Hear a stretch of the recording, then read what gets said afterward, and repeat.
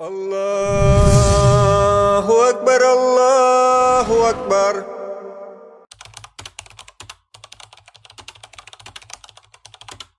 Kardeş sorau берген, әгәр намазды төшеріп қалдырһам, укымаһам, азак нисешләргә нисек укырга? Беренчедән, кардәшләр, намазды вакытында укырга кирәк, һәр вакыт. Бұл бик мөһим.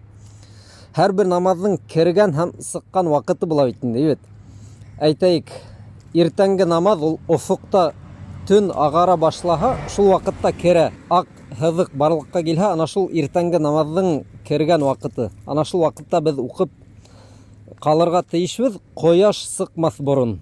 Кояш сыкмас борын, ак һыҙыҡ барлыкка килгәндән башлап. Ана шул вакытта укып калмаһа, кеше тимәк намазын төшөрүп калдырган. Был намазды каза итеп укырга тиеш. Каза дип атала, возмещение була русса. Кояш сыккандан һуң, мәсәлән, сак кына көтүп торагыз да, иртәнге намазыгызды укып куягыз. Сөннәтен дә, фарызын да. Мана шулай ук икенче намазларга килгәндә, әгәр өйлә намазын укымаган икән, икенденең вакыты килеп еткән, тәүдә өйлә намазын укып куяла, сөннәтһез генә инде. Өйлә намазын 4 рәкәтен укып куяла, шунан гына икендене укый.